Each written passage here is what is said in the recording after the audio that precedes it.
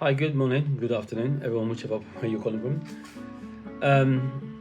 Today, I'm compelled to talk about two phenomena, really.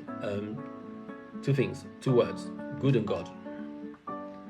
And why good and God is today's topic because I have I couldn't sleep all through last night. I woke up this morning really. I've been pointing upon this very two topics, these two words, for a very long time. Actually, to be honest with you.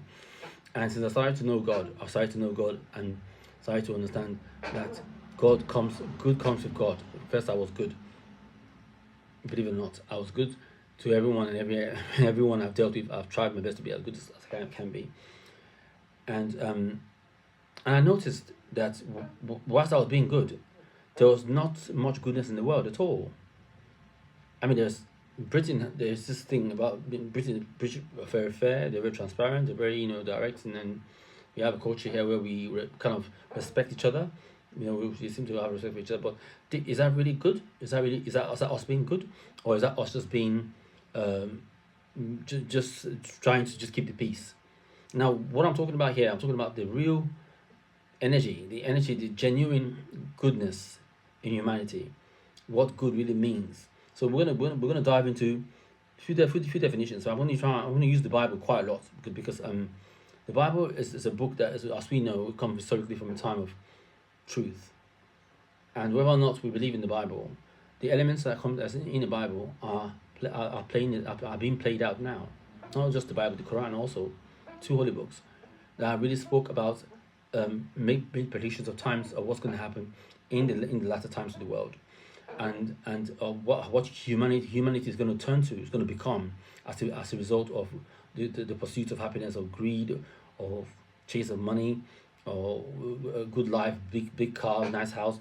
What we will sacrifice to to to to to to to to become to what we will sacrifice to eradicate, or to not be good, or to forget how to be good, basically. And the point of this podcast is this discussion we're having this morning.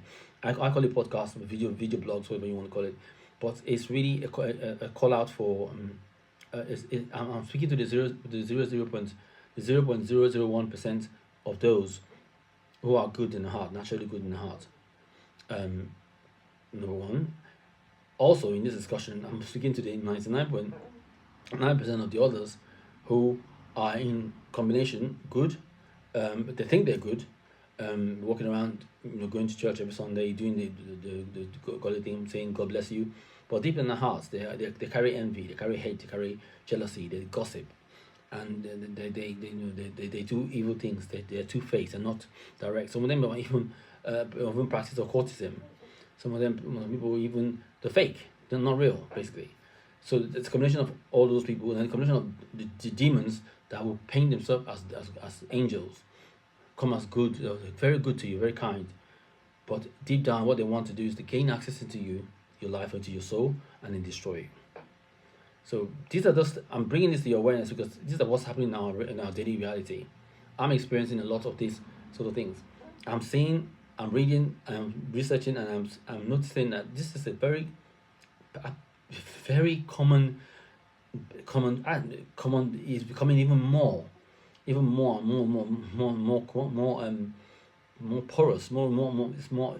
There's more evil growing on a daily basis in the streets, in the way people behave, in the way we justify the evil we do to one another, or the way we justify our behaviors that are so wrong that we hurt ourselves and hurt the people around us without even realizing, because we are so focused in protecting our family, or so focused in earning our bread, or so focused in getting your way, or so focused in thinking that the world is against you and you want to fight back, you want revenge. We're so focused in all the wrong things, and forget that we cannot the world can never be a good place if we don't start to begin to think of how to try and be good.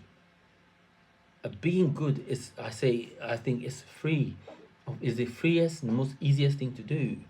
But yet, if you compare to being good to being evil is far more difficult.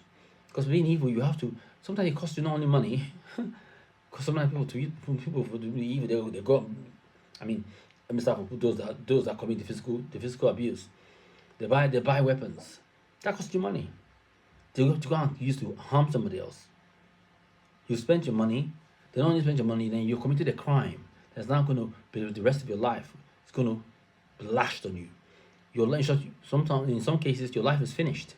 Maybe you commit those crimes against somebody else, against another human being, by being physically abusive. You have ruined your own life. Period. So I don't know how one person, how any anger or any wickedness will take you to that extent where you will give your life, you will cost you your life, but yet you will still go ahead and do it. People are willing to do that, to be that person, to give their life away and to be evil, and to be good and to be kind and to be loving. That is free and it comes with massive eternal reward. Not only reward from this world that karma gives you, reward that comes from God, our Creator. If you don't believe in God, at least just should in case there is God. Just be good because you've got nothing to lose. It's free. It's easy. Be genuine, be kind, treat others as you want to be treated. It's nothing. I don't see why humans find it so difficult. I find it so difficult to find one genuine good person among a thousand people may be here. That's lots of human beings. And if you ask every single person what their ideology of what good is, they, their understanding of it is so is so is so is so in on in, so on in sync. That's the word. It's so far apart from each other that you can't begin to think that okay, if everyone is amalgamated together, everyone's partying together, and you have we're so diverse and we're so in this it was we have so much disagreement or so much misunderstanding of what a simple thing that could bring all of us together, that could help us bond together, which is good and kindness, is so far apart from our mindset. We are so also individually focused on one aspect of something that is just not good.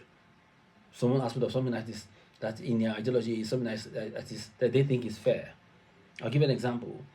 Someone may think he wants to take a revenge, or having malice. Someone quarrel with you, your neighbors cost you, and you cost the neighbor back, and for that reason you're not speaking to your neighbor anymore. Now you two are in parallel. You just walk in, you see yourself, you throw abuses to yourself. You don't say hello. You don't even look, and then you walk off, or road rage at people. Put out stop them in the middle of the road and just have to f and blaze someone because of something that happened that could be easily resolved by just saying sorry, thank you, or I'm sorry, or you're sorry, or you should be sorry. Okay, that's fine. You don't want to say sorry, that's fine. Have a good day. There's nothing wrong with you exemplarizing good, because when you demonstrate good, you're not only showing the energy of good that comes from you. It's not only a blessing to you. It's not only you harboring that peace that comes with the goodness. Because when you're good to someone has been, especially if someone has been evil to you, you're good to them. There's a blessing that comes with it. There's a feeling that you get, an instant reward feeling you get. That's the first reward. The peace that comes from that, you feel so peaceful and you feel so unattached to that negativity. That negativity is lashed onto the person that carries the anger, and you just let them go. And you just carry on with your mindset. Don't even think bad about them. It's okay. That's what they want to do. God help them, and you focus on yourself and go where you're going. Never let for those one that's 0.001% of the good ones. I urge you not to let good evil corrupt your goodness. Don't ever you conform or think that being good is you're being cheated, or being good you die young. That is rubbish. Or if you're too good you don't last long. That is I think it's too rubbish. I mean, I can give you verses in the Bible where Jesus Christ talked about goodness, and he described goodness. He said there is no such thing as goodness in humanity. That goodness, only one person, only one thing, source of goodness that exists, God. The Father is the only good. God is the only one that is classified as good. Only thing good. So that's how good is such a difficult thing to achieve, and yet a very simple thing to demonstrate, but yet very difficult to find a wholesomeness of where the goodness really sits in a human being or in a person's character. So we already know that this is a difficult thing to achieve. Okay, yes, we know this is hard. So we all have to try to be good. my encouragement today to all of us, to have always listening, to 0.1% that's already very good, and you're genuinely good, and you're carrying on every day doing your humanitarian work. And I see people going to Africa and helping them with water, not taking no money, just charity work. God bless you. And most of them don't even know God. They don't know. They're not religious, but they just have the natural goodness. Now that's the first step to godliness. I'm sorry, you may not know God yet, but you're already doing what God does. You're already behaving like God, good God in the world. And it's only a matter of time, I believe, with such people, God will find you. God will find you because your heart's already carrying the attributes and the elements of what God is. It already embodies the elements of God, of good and God. So it's only a matter of time before you come to resignation. You come to into complete complete junction where you meet with your God, and God will bless you for all the good you've done, and you will definitely be blessed for it. So keep on that road of goodness, because I think there is great reward for it. Don't let no one fool you. Don't let evil try and tempt you to try and buy you over to the other side by trying to make you angry or trying to make you think this is not working. I'm going to be like the other ones. Can't beat them, join them. Don't join them because you can beat them. And 0.1% of people may be very small, because that's how much evil has been busy. And I'm saying evil is the force that fights against good.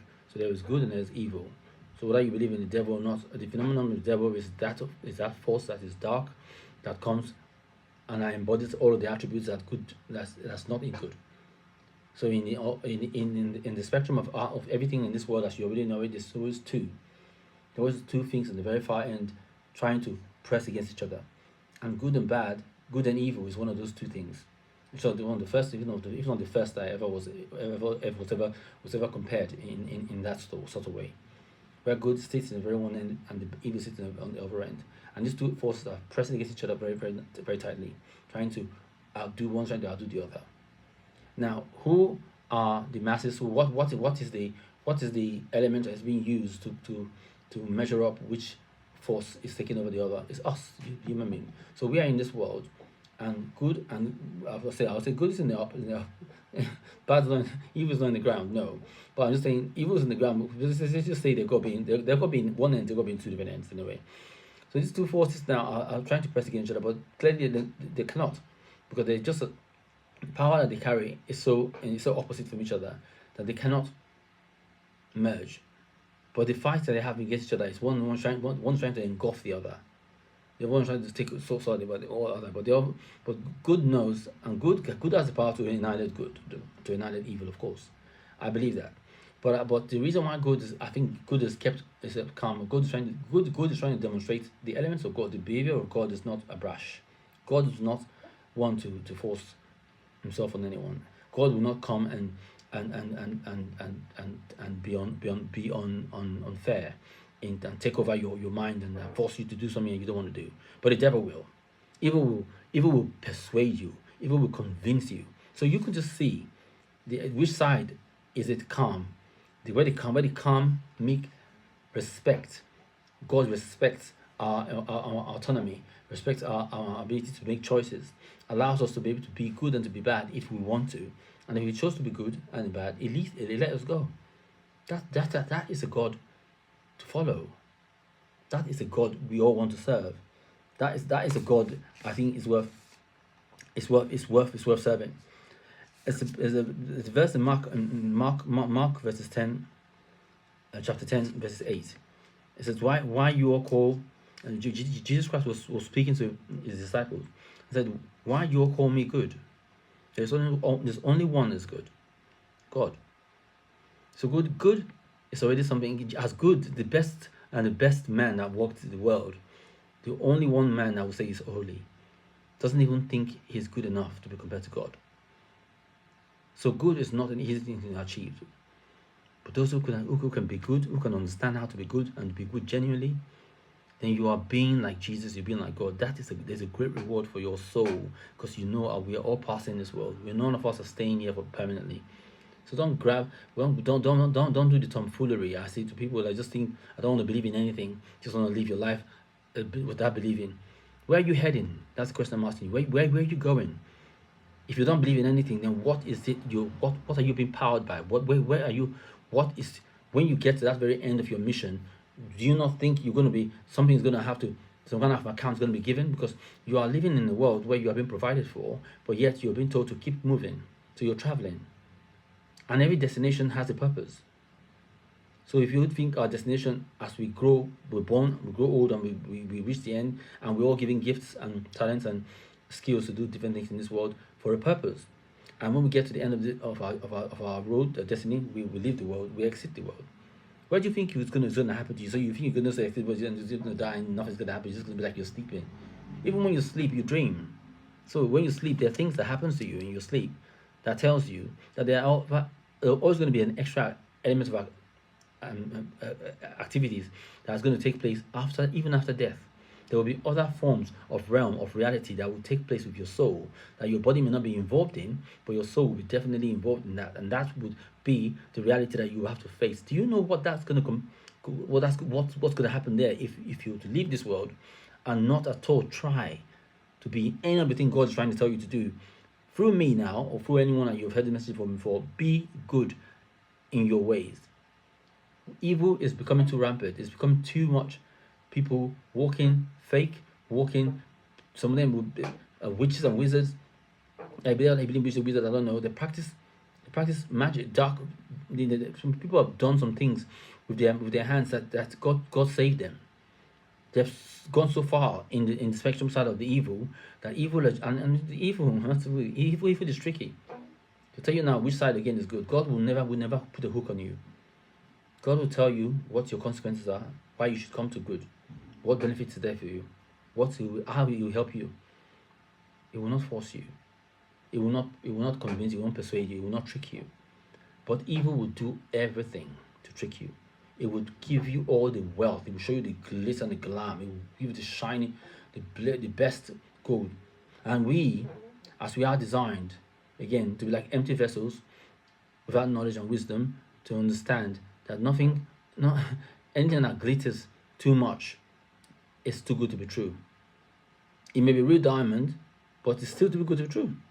If that diamond is not being earned, if that diamond is not being earned or not being given to you in a natural source in a way that you feel that is good, if that diamond has come to you as a result of some kind of gifts, someone's trying to buy you or trying to give you that so you can be you could be something, some kind of tool to them, then to me, that's the devil doing the devil's work through that person in trying to buy you over to the devil's side. And once the devil gets hold of the people that he persuades and calls over, you know what he does to them? Captain Hook, I call it. He hooks them. You know the hook. You know those clips you have when you hook and it clips and the lock goes in. That's it. That's the devil for you. And those who know what I'm talking about, once you're clocked by the devil, there's no two way. There's no release, and that's why he laughs. So you get ha ha ha ha ha ha ha ha. The devil will mock and laugh at you, and then he will use you as a slave. You will not be the devil's demon doing the devil's demonic work in the world for him. Because that's why. Because you've been hooked by him. People, you may think I'm talking rubbish, but the people this message is meant for would understand exactly where I'm coming from. All I'm asking of you is think of your actions on a daily basis when you're on the street, when you're out and about, how you treat your fellow human beings at work, how you treat your colleagues at work, what you're doing, telling lies to other people. And it's happened to me, telling lies to other people in your colleague because you want to take their job, or because you want to do them demoted.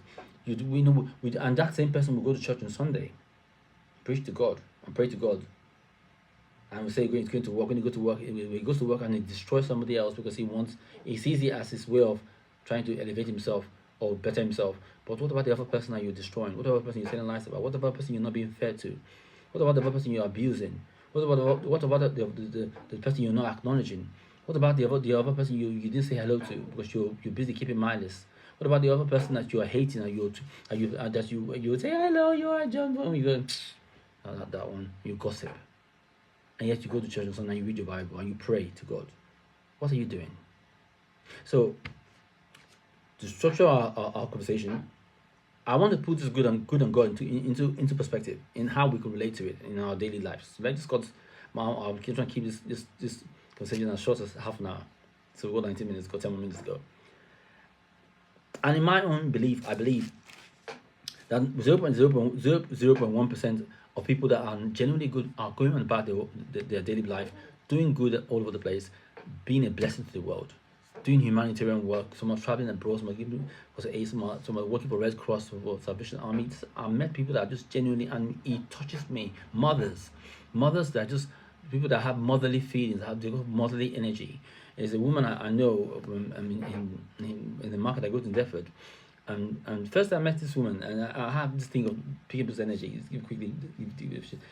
At first I met her, I knew that there's just purity in her. It's a black lady, African lady. She has an African shop where she sells things, and you see her sitting there, just the calmness and the glow of holiness and purity and peace around that woman is enough to calm a raging lion down. If you see how, you know what I'm talking about. Before every time I walk past her, immediately me and her looked at each other for the first time. I was walking past her shop. She was sitting outside, and I looked at each other. We both had this reckoning, and I said, "Good afternoon, ma." That's what we do when I'm Nigerian. I said, "Good afternoon, ma." He said, "Ma, okay, my son." Hello. The energy that comes from her was so beautiful that I felt immediately uplifted. I felt like I felt like 10,000 tons of load were carried away from me. I just felt freedom, just from her response of hello. There are people like that in the world to carry that purity of goodness. That's 0.01% of people. Then I've sectioned the other 99.9% of people that are in mixture of all the other things that we're going to talk about now, okay, very quickly. So I've sectioned it into, this is going to make you laugh.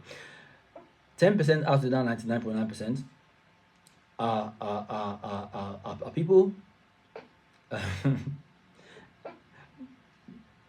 people they go to church every Sunday. You know, they pray, they never miss a service.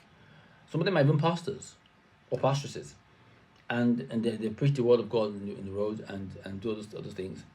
And when they go home, well, the first thing that happens at home, they start to abuse. They slap their child, or their wife, or they shout to someone, or they call someone a fool, or idiot, or they at work and they lie over people, or they just see they take religion or going to church as a way of being. They think to them, as I go to church, I read my Bible, I'm good, I'm godly. But my behavior to my fellow human, my neighbor, to my friends, to my colleagues at work, I don't have to demonstrate any meekness there. There should be. I don't have to be good or evil. I don't even have to think about them. I just have to focus on going to church on Sunday and reading my Bible and be born again. Save yourself. The world. Save the God. Jesus is coming. Jesus coming. Hypocrites. Yeah, 10% of those hypocrites. Try to get my calculation right. No, sorry, I apologize. 30%. 30% of those hypocrites, pure hypocrites, not 10%, 30%. So that's a fair number. And you see them every Sunday. They're always I'm not saying everyone that goes to church on Sundays are evil or they're two-faced. I'm not saying that at all. No. Among all those people that go to church on Sundays, there are the 1%, 0.01% of good ones are there. But there are also the 30% of the other ones that are hypocrites among them too. But the question is, how do you separate them? And if you just want to going to church or go to the mosque, just pay attention to the way people behave. When they're in the mosque and when they're out of the mosque, or when they're in the church or when they're out of the church, you can see the difference in their behavior very, very, very sharply. How they resent the other human being because the other human being is less than, or that person smells funny, and they spit at them, and they curse them, or that person, or a Muslim person that sees another person that wears an earring, or that doesn't really dress like a Muslim person, and he thinks they're not a believer because they don't believe in, they're not a true Muslim because of the way they look. Their heart must be corrupt, and it causes them. That's someone that believes. I'm just giving you an example of the people that are good, and they come across in every way they should perform in their anesthetics to be pure and godly, but they're not. Then the 40% of those out of the 99.9% I'm talking about now are people that just don't believe in God at all. They just carry out their normal life. Sure, they don't have any faith. They don't even want to hear anything about faith or believe. They don't even believe in being good. They're the shoplifters. People that will go to the supermarket and steal and think they have the right to be abused. They abuse others. They see you and they're racist, and they call you names, and they're not kind. And then for you say anything in public, they spat at you. They spat at the police. They abuse the law. They're just wayward. They don't have any premeditation. They're not evil. They're not thinking of to be evil. They just don't care about anything. That 40% ones are not bad. They're just like empty vessels that are lost, that needs to be filled, either good or bad or evil. So the devil is not looking for those kind of people. But the devil again is the energy that's fighting against it, like against good, evil energy. It's looking for those ones to fill them. He wants to fill them with the evil, so they could carry out the work for him. Because he sees those as the easy catch. So he goes after them. He gives them a reason to be angry. Yeah, be angry at the law. The law has not given. Yeah, they haven't given you any benefits. No one's looked after you. No one's even asked if you had the electric. No one's even giving you £1,000,000 so you can start your own business. Yes, cost them, kill them. Those immigrants coming there, the ones causing the problem. The immigrants are the ones causing bringing all the issue you have in your life is the immigrants. Those ones that will just cause problems for no reasons in the 40% are the vessels waiting to be used or have been used by the devil himself at this point. And those ones are in our society too. Now this is how disturbing this is. This people in our society, they're very very contagious. They go about infecting others with this ideology of the system is not helping you. Yeah, we have to revenge. We have to go and shoplift. We have to go and do armed robbery and stuff like that. And then they hurt people and they injure people and they injure themselves and they cause a lot of damage. And the Bible says, "Go away." Jesus said, there's a verse in the Bible I'm going to read out to you that would really shock you on this particular aspect, where Jesus says, "For everyone who does wicked things." This is John chapter 3, verse 20. Everyone who does wicked things hates the light and does not come to light, lest his work should be exposed. Now, who does wicked things and hates the light? Those who does wicked things hates the light and does not come to light. So they don't want to go to church. They don't want to talk to anyone. They don't care. They will be exposed. In other words, you will be called out one day. You'll be called out either to which side do you not lukewarm now? Because you're just destructive. Do you want to be good or do you want to be bad? Do you want to be evil? And I'm more likely sure. I'm very sure that these people are not acting out of awareness. They are totally oblivious to the act that they're not even being good at all to the world. So that's that 40% that we need to watch out for. Then apart from there's the 29. The last 29.9% of the others are just pure evil. Evil. Now this is what the 0.01% is up against. This 40% and this 29%. This 40% and this 29% of people, and the 30% that's also churchgoers. Now the 0.01% that is genuinely good are the only ones carrying the goodness in the world. They're the only ones backing and carrying all this load of goodness, that of godliness in their hearts, doing it genuinely and being kind to the world and making this world as good as can be. The other 99.9%, only God knows what's going on. Some of them are they do good for the wrong reasons, because they want to show the world that they are good, but in the back they're evil. So that creates the kind of balance too. But God doesn't reward lukewarmness. You may be good. The act of good or giving money to charity doesn't make a person good. By giving money to charity, it could have its own interior motives. I'm not saying all charity givers are evil. Some charity givers are actually one of those parts of the 0.1% of those who are genuinely good. Just give, just give, just give, just give. All they do is give. They don't go to church, don't believe in God, they don't know about God. Not that they don't want to believe, but they just believe in giving. And that, for me, is godliness. That's the beginning. For me, that's the beginning of how you know a person has godly traits in them. Those ones will go far and do well.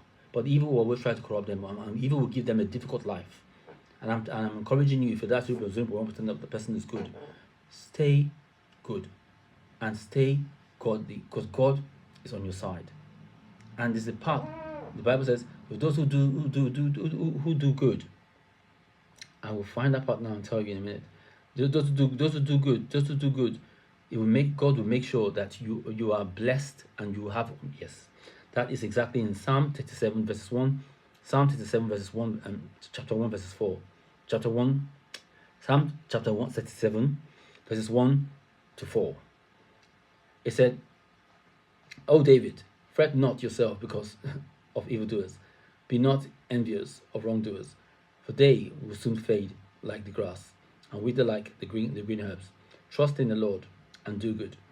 Dwell in the hands and befriend faithfulness.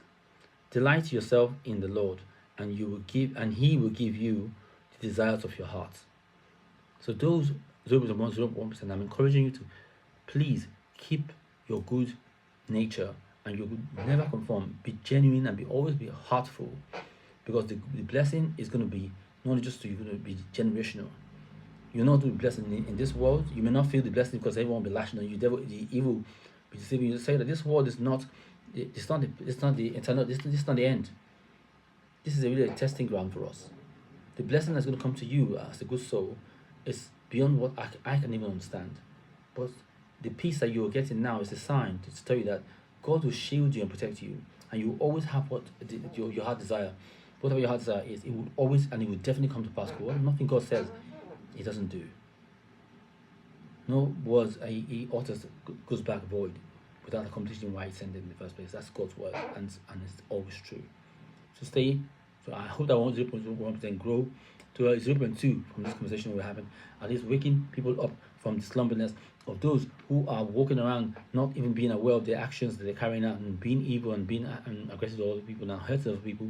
I'm calling you out from that 30%, from that 40%, and from that 29% of the evil, which I want last to finish up with. I'm calling you out into joining the 0.1% of those who are good, and let us try and make this world a better place for not only for us, for our children, the people we leave behind. Let us stop passing on the inheritance of evil to those who are coming after us. The world will never be a better place if we keep making mistakes and passing our mistakes on to our children without even realizing we're doing it. We tell them, "Oh no, the world is a hard place. You have to be tough. You have to be tough." You don't tell the child that.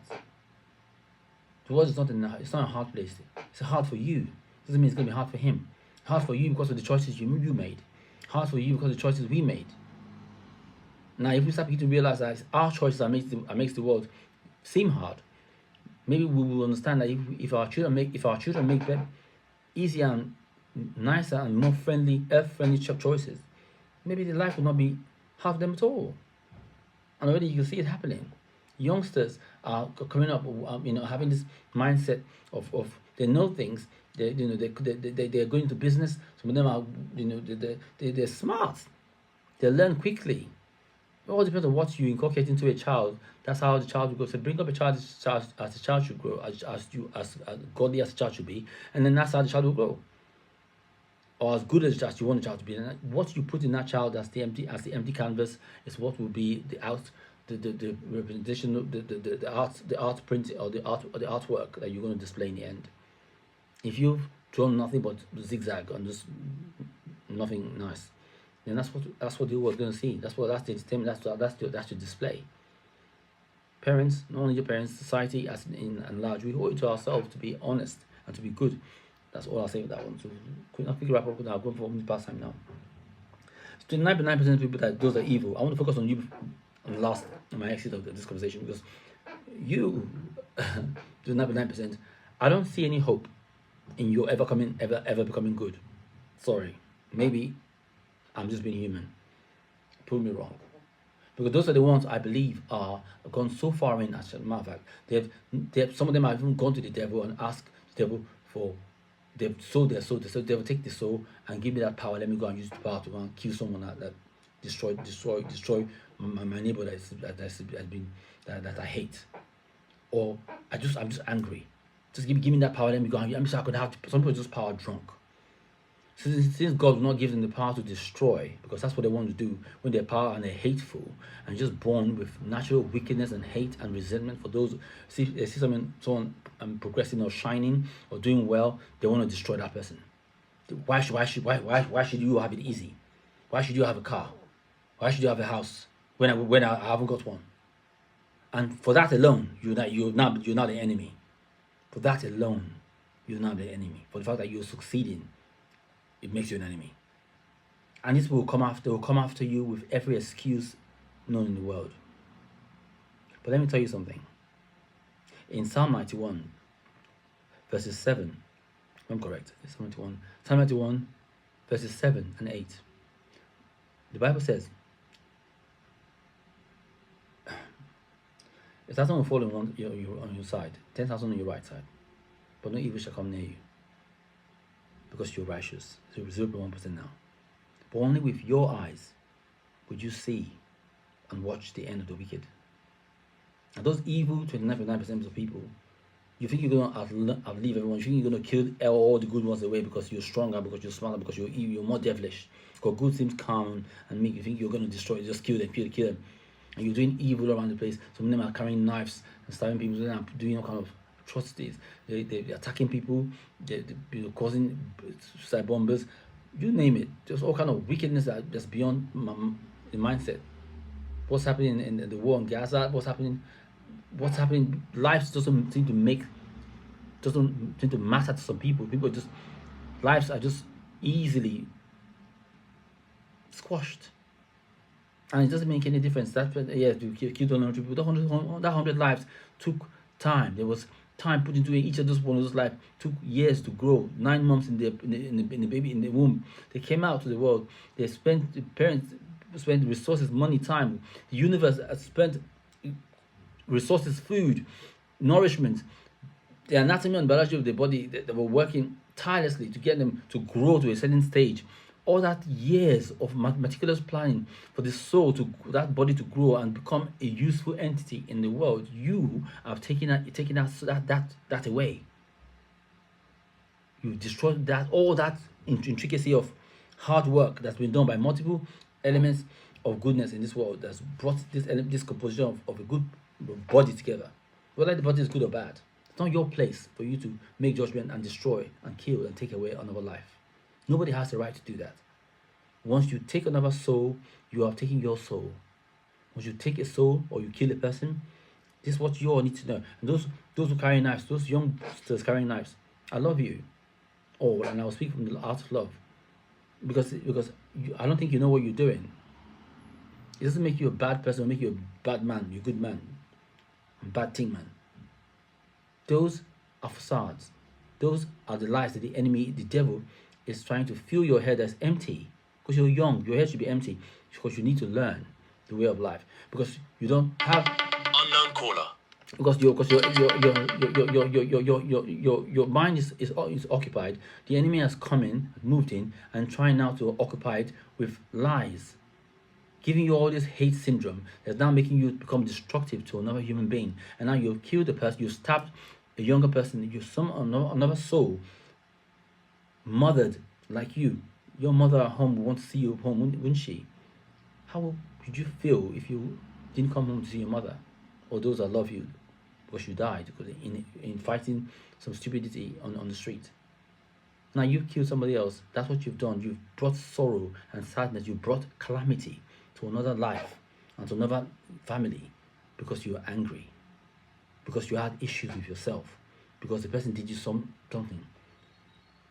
What can a human being do to another person that would make you take their life away from them? take the lives of God that you cannot create. No human being in this world is known to be able to ever create a life unless when it's created by God, a man and a woman come together. Natural means nobody knows the magic that happens when a human is created. You part of that part of that very system. You've been birthed out of that very mystery, and you now are now the element of destruction. You now have carried a knife and you killed somebody else. And now you're walking the street thinking that, or you're in prison, you think when they finish your prison years, you're going to come out and you're going to show them that they're going to be afraid of you. You're a fool. I'm sorry, the word fool doesn't mean I hate you. I say fool from a loving, but you're a fool. You're really a fool because what you don't realize is you're doomed. The law of karma will never leave you out of Hagnash. You are in short, you're gripped. You are giving your life away. By the time you take another life, you've replaced your life with that life. You replace that life with that life. Not that your soul now is now in deficit. You're owing. God now is holding your soul accountable. Meaning your soul is tagged as dark. Because a life, nobody has the right, because you thou shalt not kill. As far as 10 Commandments. 2010. Thou shall not kill. It's a command. It's not an ask. And you've just done it. Some people have done it multiple times. And they're proud. They go back with all the badges. What are you doing? What are you doing? The soul, the people in Gaza cannot find food. And they always eat them with their pans and plates. What's the world? What are we doing in this world? Why can we not see the wickedness that we bring into our fellow humans? And those ones who said, will keep a reason because it's war, because there's innocent 0.1% of the good ones now dying for the sake of the 29% of the evil ones who are sitting safe somewhere, contriving and manipulating and constructing the death of the 0.1%, happy that they're dying. So the wickedness can take over the world and we all be ruled by demons. That's what they want. That's what the devil wants. Those are the them here. I hope I've touched your soul today. I'm going to leave you one more verse in the Bible before I go.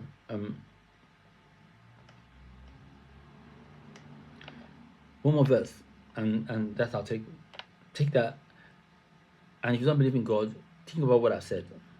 Think about what kind of world you want us to be in. Do you want to be in what we're in now? Is that good enough for you? Or do you think we should do something? We should start beginning to do something. Each and every one of us should start beginning to strive to be good. I know it's hard to be good. God's only described to be the only good entity or element or energy in the world. But we can try and be as good as God, and maybe God will bless us, and God bless the land that we live in. Maybe we'll be more peaceful in our everyday life. I'm gonna leave you with Isaiah 48, chapter 48, verses 22. And it says, "There is no peace," says the Lord.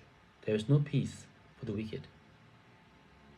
So once you've killed the person, once you've done something evil, you've backstabbed, you've cheated on some, you've committed adultery with someone else's wife, you've told a lie to your wife, you've told a lie to your husband, and you think no one can catch you. Sorry, you are going to be in turmoil. You're going to be taunted by yourself. By this is evil. That's what evil does. That's what evil does. You cannot trust the devil. Don't trust the devil to think nothing you do bad you can hide and get away with. That's a lie. Everything you do that is bad, you pay for it. And I can guarantee you now, if you're evil and you're going about not knowing that you're doing evil, then please wake up to this calling and stop. If you're not evil and you just never taking it seriously, sit down and really ask yourself which part of these two sides you want to be in the spectrum. The spectrum is quite large, good and bad. You want to be lukewarm, or do you want to be in a place where you're fully aware, you're working your life, you're living life mindfully, conscious, and you direct, and you're approaching life in a way that it brings peace, at least to you when you go to bed at night, and you approach life the way you want the life. You treat others the way you want to be treated. It's as simple as that. And that if we all do that, the world will be a better place automatically. But I don't see that happening, but because some of us are so far destructive, but into destruct, but it's possible for us to begin to try to be as good as we can be, treat others as we can, as we want to be treated. It's the first place I say we also start from. Start from that, and then as your heart begins to turn, you start to begin to notice that the universe speaks to us through everything around us, and the universe will begin to tap you in the back and say, "Well done." And then you see all the good things, desires you want, all the money you're chasing will come to you when you align yourself with the goodness and the greatness of this world. The world wants to survive. Mother Earth wants to survive. She wants us to survive. Hence the reason why she's sending me. God is sending me to speak about this because He wants us to survive. He wants you hearing me now to survive. So survive by being good, and everything you desire, you're chasing, and you're worrying about, you will trust me. It will come to you. Actually, if you already have money, you're already rich, and you are, and you're not good, then there's I'm telling you, I bet you're not happy. I bet you're missing something. I bet you're not going to bed well enough. I bet you're still troubled. That peace that you seek, that love, that acceptance will come naturally once you align yourself into what is good for the human world and for humanity in general. Make the right choices, and then God will do the rest. Because we will always have troubles. Money is not the end of our troubles. Being rich is not the end of our troubles. If that tells you that, then they're lying to you. On that note, I'll say thank you very much for your time. I've gone 16 minutes past the time I've scheduled as usual. I spoke our passion, but and I hope be blessed to somebody, and I hope that you all be blessed. And my 0.1% of those who are good and kind, I commend you, I encourage you. Please continue. And in my next video, I'll be speaking more about this sort of topic, encouraging mothers and bringing more truth and more examples as to why we have to change the way we behave in the world, and hopefully it will be something that will become viral. Not because I want to be famous or anything, no, because I'm acting out of obedience, and I want our lives to change because I want our behaviors to change. So if we all do the same thing, then I suppose my work is done. You will benefit from it, your children, but we all benefit from it. So let's be good. Let's try to be good. Okay. And for now, I'll say goodbye. Goodbye for now, and thank you for listening and video. And if you're not subscribe, follow, encourage good things, encourage good messages like this, so we can spread good messages to the world, and we could be in a better place. And don't forget, God loves you, and I do, really truly. So do I. Take care and God bless. For now, thank you. And of course, again, Collins. My name is Collins, aka the Encourager. Till next time, see you soon. Take care. Bye.